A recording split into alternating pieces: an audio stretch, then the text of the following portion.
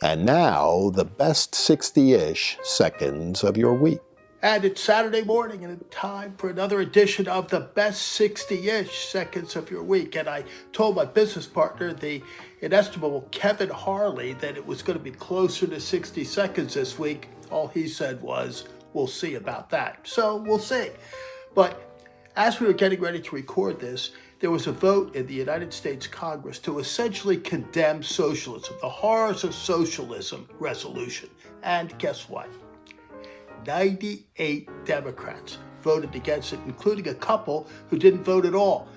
98 are unwilling to say that socialism is a horrible way of life, a horrible form of government, and something that oppresses people ultimately.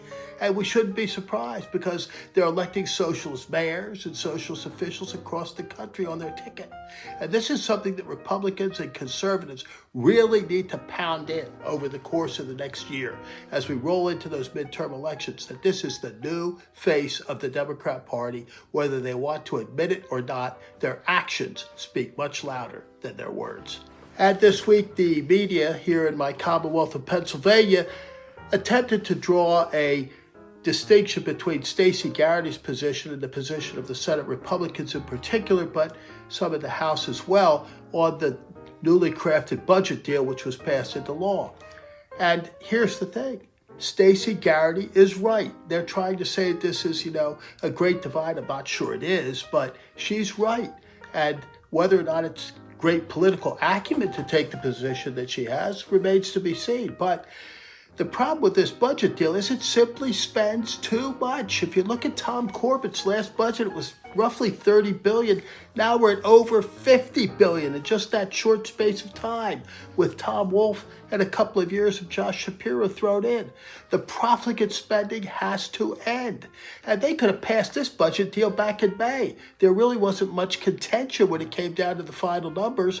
The Senate Democrats were a little over 50. The Republicans were a little under 50. The Republicans came up and they said, we got all these great policy initiatives passed on our favor. But Reggie, for example, which is great to be taken out of, unless it's statutorily cemented, can be put back in at any time. So you've got to ask what we actually got for $50+ billion of the taxpayers' hard-earned money. And, it's not summertime, but every summer we have a summer reading list. This year, because I was flat on my back in the hospital for 7 months, I wasn't able to do that. So I've got a holiday reading list. It's very short, but I'm going to add to it. And the first one might surprise some folks, but it is Unfettered by the inestimable John Fetterman. Now, you may not agree with everything he says, but he is a fascinating political figure, and going to be even more fascinating in this little tidbit on the side. John Fetterman's wife and I were born in the same town in Brazil. And John often says, Charlie Giroux is my second favorite Brazilian. And he pauses and says, some days my first. That's just a taste of the wit and wisdom of John Fetterman. And second, we have The American Revolution by Ken Burns and others. It's a television series right now. It's fantastic. The American Revolution, as we roll into the 250th anniversary of these great United States. You may not agree with all of the theses of Ken Burns, but just like his movies on baseball and other things, it is particularly well done and well worth watching and reading. So there's two for you for over the holidays. And may we all have a truly blessed and wonderful Thanksgiving, because now thank we all our God with hearts and hands and voices, who wondrous things hath done, in whom his world rejoices, who from our mother's arms has led us on our way with countless gifts of love, and still is ours today.